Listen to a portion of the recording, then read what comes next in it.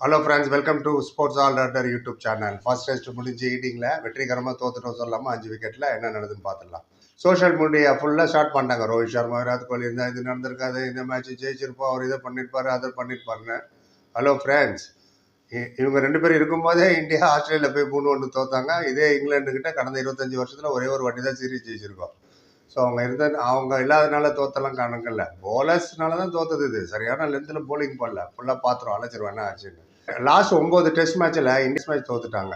அதோட common factor என்ன? இந்த மேட்ச்சில் மட்டும்தான் கோலி இல்லை, ரோஹித் இல்லை, அஸ்வின் இல்லை, ஷமி இல்லை. அது காமன் ஃபேக்டர்னு சிம்பிள். கௌதம் கம்பீர் தான் கோச்சு.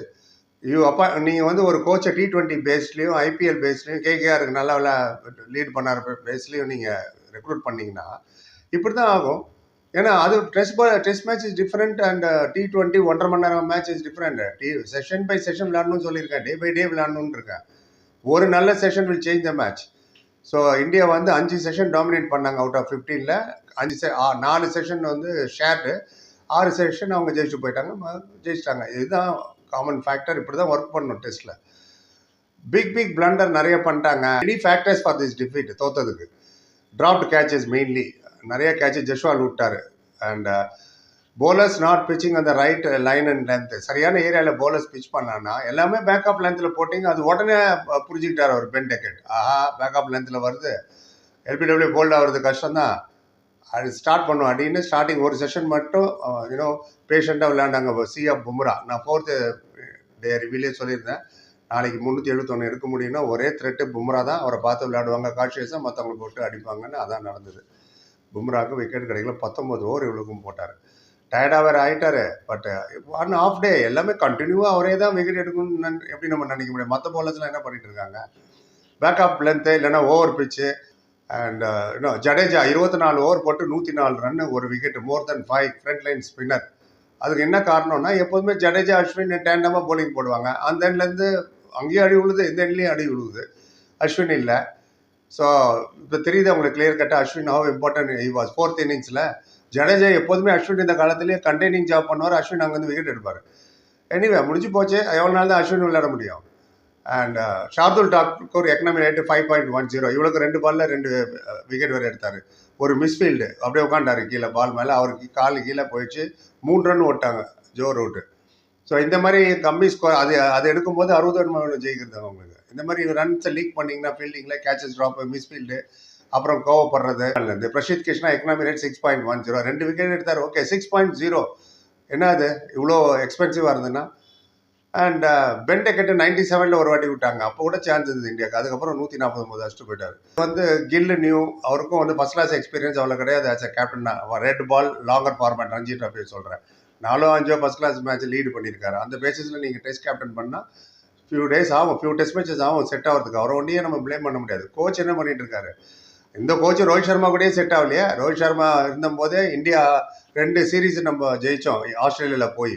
அதான் நம்ம நடராஜன், அஸ்வின், விஹாரி, ரிஷப் பந்தெல்லாம் விளையாண்டப்போ 2 வாட்டி டெஸ்ட் சீரீஸ் ஜெயிச்சு வந்தோம். 3வது வாட்டியும் இந்த வருஷம் பிகினிங்கில் ஃபர்ஸ்ட் டெஸ்ட் ஜெயிச்சோம், அப்புறம் தோத்துட்டோம் கண்டினியூஸாக. என்ன காரணம்? நம்ம கோச் சாப்போட coach Rohit Sharma. Test press கான்ஃபரன்ஸில் ரோஹித் வரல, இவர் வராரு.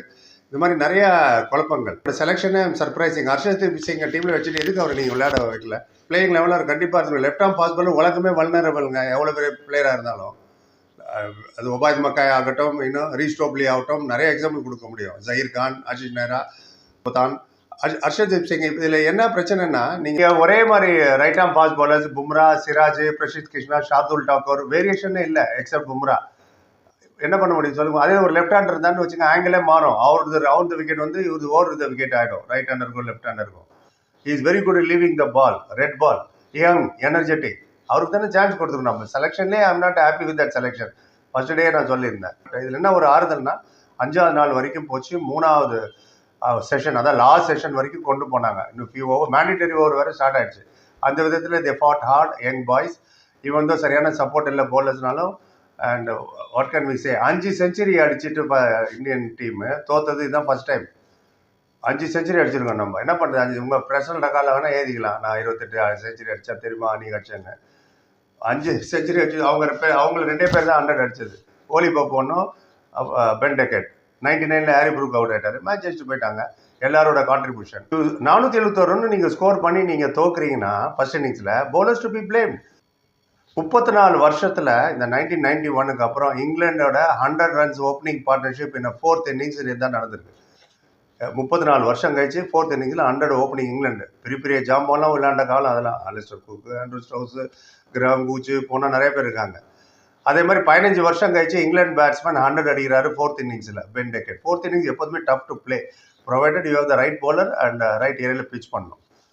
இதில் கில் அவ்வளோ ப்ளே பண்ண முடியாது. என்ன பண்ண முடியும்? Limited experience. கேஎல் ராகுல் தான் செட் பண்ணிட்டு இருக்காரு ஃபீல்டில். கில் அப்படியே பொம்மை மாதிரி நின்றுட்டு இருக்காரு. அது இல்லாமல் எல்லா பிளேயரும் நீ அங்கே நில்லுன்னா கொஞ்சம் நோந்து நின்றுக்கிறது, அவங்களே இஷ்டத்துக்கு முன்னாடி போகிறது, பின்னாடி வருது, கேட்சை ட்ராப் பண்ணுறது, இப்படிலாம் பண்ணும்போது கில் என்ன தான் பண்ணுவார்? நம்ம ரிவர்ஸ் ஸ்வீப் பண்ணார் பாருங்க ஜடேஜா செட்டிலாகவே உள்ள பென் டெக்கெட் எல்லாமே ரிவர்ஸ் ஸ்வீப்பில் 2 6. ரிவர்ஸ் ஸ்வீப்பில் ஜடேஜாவை 12 பால்ல 31 ரன், 4 4 ஒரு 6 நினைக்கிறேன் அடிச்சாருன்னா பாருங்க.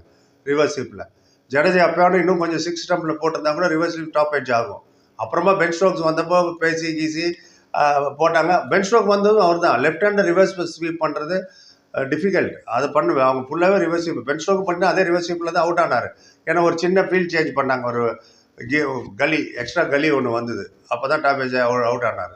அதுவும் இல்லாமல் நேற்று ஹோல் டே பாலை சேஞ்ச் பண்ணு, பாலை மாற்று, பால் சரியில்லை. நீங்கள் பேட்டிங் பண்ணும்போது பால் நல்லா இருந்தது இல்லை? பும்ரா 5 விக்கெட் எடுக்கும்போது பால் நல்லா இருந்தது.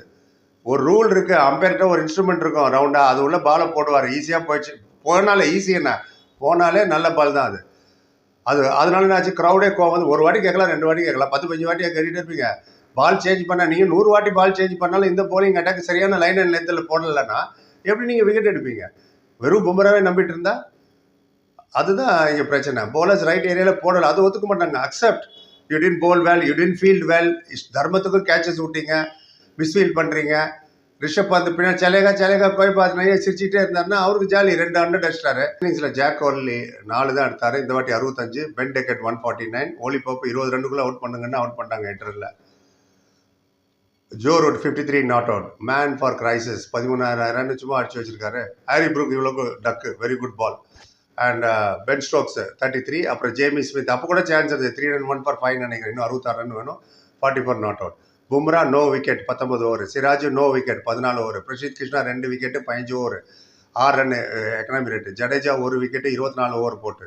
ஷார்துல் டாக்கூர் 2 விக்கெட்டு 10 ஓவர் போட்டு. அதுவும் பேக் டு பேக் விக்கெட் எடுத்தது. அதுவும் லெக் சைடில் சாய் சுதர்ஷன் அவுட் ஆன மாதிரி அவுட் ஆனார் ஓலி போப்பு. முக்கியமான விஷயம் வந்து இந்தியாவோட first innings last 6 wicket 24 run தான் எடுத்தாங்க. வேற இங்கிலாண்டோட லாஸ்ட் 6 விக்கெட்டு 195 ரன் எடுத்தாங்க பேட்டிங்கில். ஆல்ரவுண்டர் இருக்காங்க, 9 இருக்காங்க, 8 இருக்காங்க, ஆல்ரவுண்டர் இருக்காங்க. என்ன பண்ணாங்க? செகண்ட் இன்னிங்ஸில் இந்தியா லாஸ்ட் 6 விக்கெட்டு 31 ரன்ல அவுட் ஆயிடுச்சு. 6 விக்கெட்டு பேட்டிங்கில். Jadeja allrounder first innings 11, second innings 24. Shardul Thakur first innings 1, 2வது. என்ன கோவம் வருதுன்னா அந்த manner you lose. Catch drop பண்ணிட்டு ப்ளேம் பண்ணுறது, அம்பையரை பாலை ப்ளேம் பண்ணுறது, பால் சரியில்லை இல்லைன்னா கீச்சிருப்போம், நம்ம கேட்சை ட்ராப் பண்ணுவீங்க, அதுக்கும் பால் தான் காரணமா. ஃபர்ஸ்ட் இன்னிங்ஸில் 4th ஸ்லிப்பில் 2-3 வாட்டி வேறு பால் போகுது. அங்கே 4th ஸ்லிப் இருந்தால் அவுட் ஆகிருப்பாங்க. சிங்கிள் சேவ் பண்ணுறேன்னு 3rd மேனில் வந்து ஃபீல்டரை வச்சதுனால அவர் சிங்கிள் சேவ் பண்ணார். இதுதான் T20யில் நடக்கிற வேலை. அதை தான் நீங்கள் இங்கே பண்ணீங்க. 4th ஸ்லிப் மட்டும் இருந்ததுன்னா போப்பு 100 அடிச்சிருக்க மாட்டார். அண்ட் 2 வாட்டி அங்கே போச்சு 4th ஸ்லிப்பில். 471 ரன் வேறு நீங்கள் வச்சு டிஃபெண்ட் பண்ணீங்க. 171 இல்லை, ஒவ்வொரு ரன்னும் மேட்டர்னு. 471 4 பண்ணால் போட்டோம். மிஸ் ஆச்சுன்னா பிடிச்சிருப்பாருல கேட்சை. அண்ட் மோரோவர் ரோஹித் சர்மா, விராட் கோலி இல்லை ஃபர்ஸ்ட் ஸ்லிப்பு செகண்ட் ஸ்லிப்லாம். ஸோ ஸ்லிப்பு ஜஸ்வால் பால் எங்கே வந்து ஒரு இடத்துல இவர் ஜம்ப் பண்ணுறாரு. Anyway mixed of so many things and கவலையாக இருக்குது 5-0-1. எனிவே உங்கள் கருத்து எதாவது சொல்லுங்கள். பொறுப்பாக like, comment, share, subscribe. Thank you so much.